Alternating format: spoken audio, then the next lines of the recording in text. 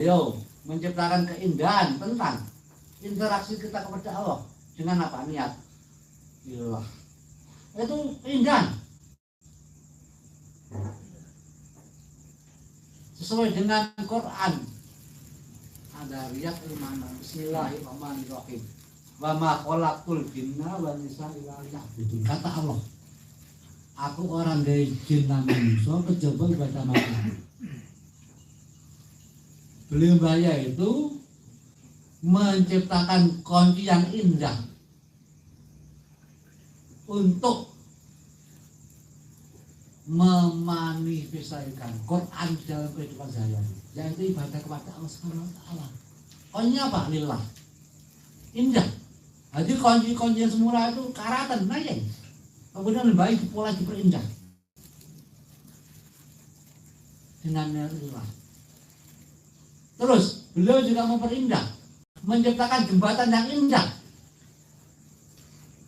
antara kita dengan Rasulullah, yaitu Rasul. Jembatan dibangun indah sekali beliau. Kemudian beliau juga menciptakan kunci. Kowe lewat jembatan sing apik iku tuh, dia kunci apa kunci lurus. Lurus itu kuncinya. Kalau kita lurus nanti bisa melalui jembatan yang dibikin bayai kepada beliau Rasulullah.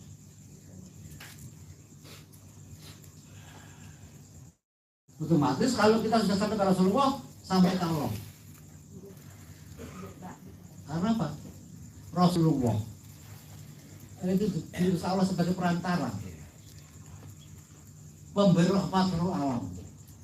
Bismillahirrahmanirrahim. Wa ma arsalnaka illa rahmatan lil alamin.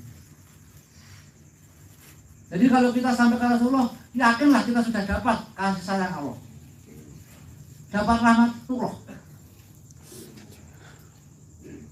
Kita tidak mungkin dapat rahmatullah tanpa kita melalui kunci yang disebut ilmu.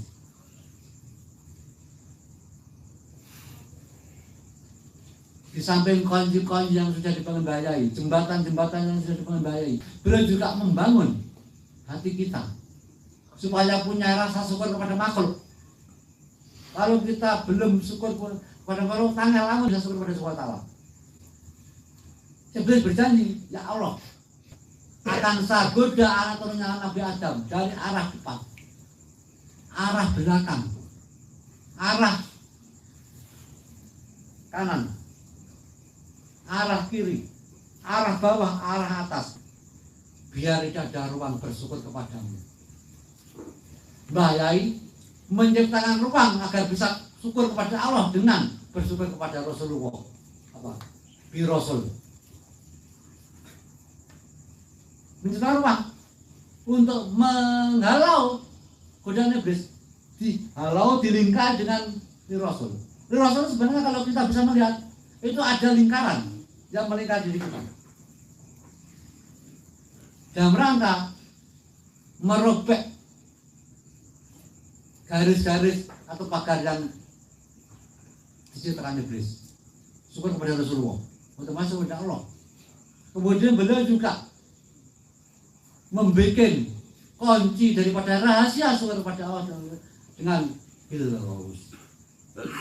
Jadi beliau itu menciptakan suatu jembatan, kunci, kemudian menciptakan ruang, mengunci ruang. Artinya beliau itu rahasia, dikunci rahasia, ditutup rahasia. Yang tahu hanya beliau dan Allah SWT. Terus begitu indahnya ilmu beliau. Di samping itu beliau juga menciptakan ruang, di mana ruang hubungan dengan manusia lain, yaitu yukti uladi saking apa, ngisi bidang sesuai dengan bidang masing-masing. Jadi mengisi bidang sesuai dengan bidangnya masing-masing. Kemudian kalau suatu saat kita dalam waktu yang bareng suatu saat contoh, niku awake dhewe niku tanggane mati. Nah, terus menjanji mek kanca pada penting. Nah, ini kan dipilih yang lebih penting. Ketika itu semua kita pilih yang lebih manfaat cuma apa. Mungkin kita cari yang lebih penting dulu. Nah, kepentingan ini kita tinjau dari segi hubungan ibadah, segi lillah penting mana, li Rasul penting mana, lillah penting mana. Kalau sama-sama pentingnya, kita masuk ke ruang yang lebih dalam, yaitu semua apa. Kita pilih ruang yang lebih manfaat bagi sesama manusia. Manfaat yang mana? Nah, di sini. Nah, kalau kita sudah paham itu, insya Allah kita bisa melakukan kehidupan sehari indah. Indah sekali. Bahaya pun sudah keindahan. Itu contoh. Pada saat itu tidak salah tahun 84. Nah, beliau itu sebenarnya sama Mbak Nyai tawari, Pak jenengan bentuk Mbak Sandi ini kemeriati Sandi apa betul? Sarung anu jeng mengiring jeng sarung kota itu wonten mengke kula Mbak Sandi sing elek duit kurang kirang langkung saya dikumpulne mawon mengke Mbak Sandi sing saya pindah. Nah, otomatis beliau suka keindahan. Ditawari banyak ini Bu, Pak panjang betul basang dia berdiri hati. Buatan jeng, duit tasnya kirang, duit sih kurang.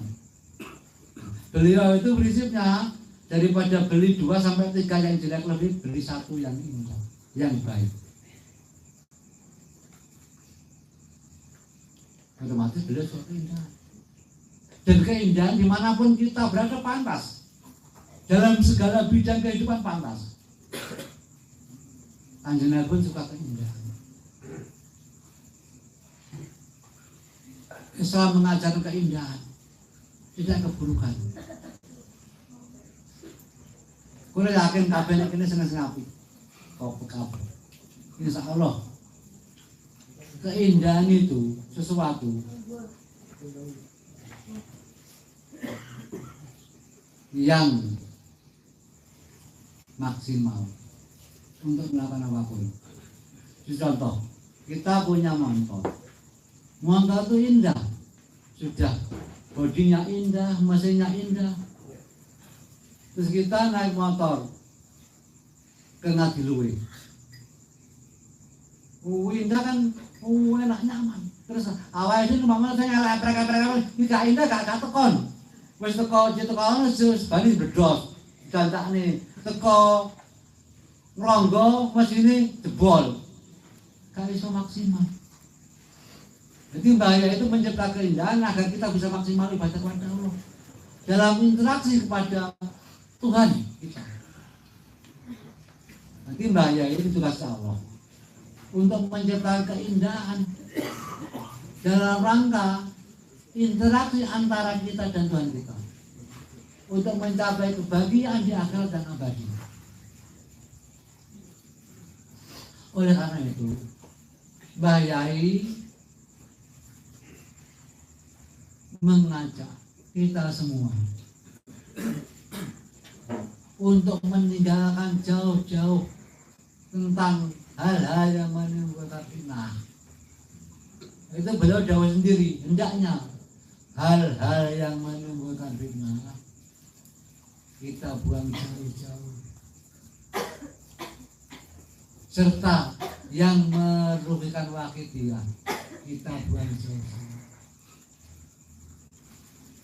Insya Allah kalau kita menyentuh beliau syafaat kanjeng Nabi Muhammad Sallallahu Alaihi Wasallam,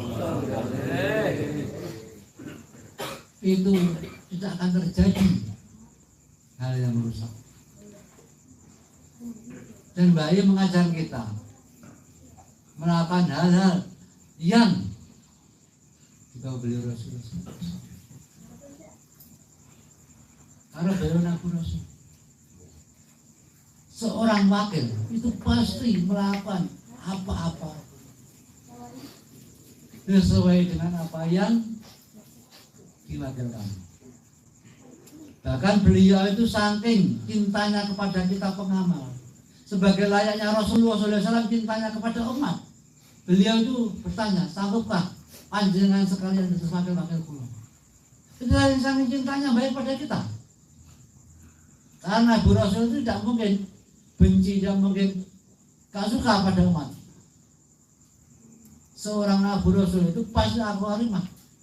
Pasti beliau juga membawa nama Rasulullah SAW.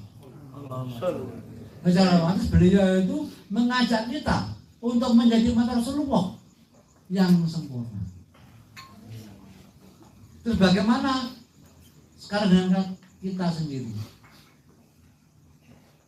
Pada ketika itu kita menyanggupi, sanggupkah panjenengan sekalian wakil-wakil kula? Dan saat itu pengamal semua sanggup. Kemudian beliau itu dawuh, kalau demikian ada syaratnya. Apa syaratnya? Pertama, al-wakilu muhasul wakil. Yang mewakili harus sesuai yang diwakili. Yang kedua, hendaknya hal-hal yang menimbulkan fitnah dibuang jauh-jauh, serta yang merugikan perjuangan wasit dibuang jauh-jauh.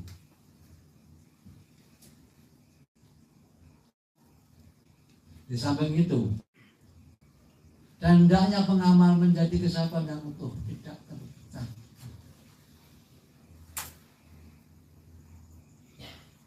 Ini yang sementara yang beratan ini.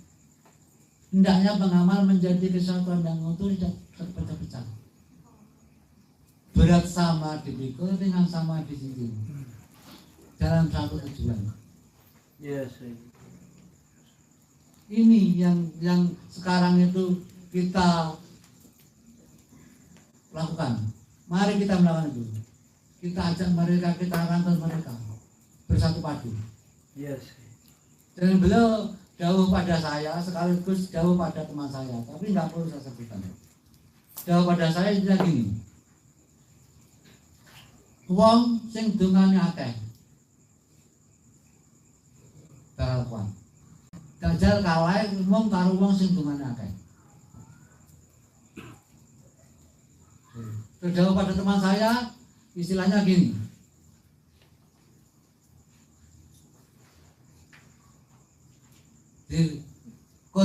Dijak konsolidasi saja, dirangkul.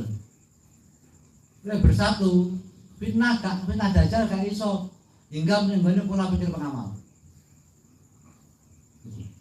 Terus insya Allah kalau kita gabung antara daun yang baik pada saya dan daun yang baik pada saudara saya tadi, itu wong sing akeh dongane. Itu asumsi saya pribadi, maaf kalau perlu saya mohon maaf, itu bukan orang yang kuat berdoa atau bukan orang yang kuat mujahadah. Orang yang bersatu dan temannya banyak. Karena pengertian ibadah dalam arti sunnah itu tidak sama pengertian ibadah dalam arti wajib. Kalau ibadah dalam arti wajib itu contoh sholat. Sholat itu kalau kita jamaah, entah itu orang 3, entah 5, bahkan 100 orang itu tetap 27 ganjarannya. Tapi kalau dalam ibadah, itu misalkan 1 orang, 3 orang, itu Fatihah 3 dihitung 3. Misalkan kita 100 orang, mujahadah itu 100. Nah, asumsi pribadi, kali Dajjal kalau wong sedungannya akeh. Berarti di sini doa saya akan mujahadah dalam pengamal. Terus wong sing sedungannya akeh berarti wong sing bersatu. Artinya orang bersatu dalam rangka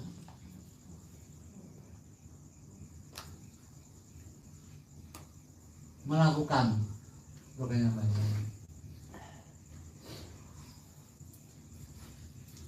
Apa itu program bayai?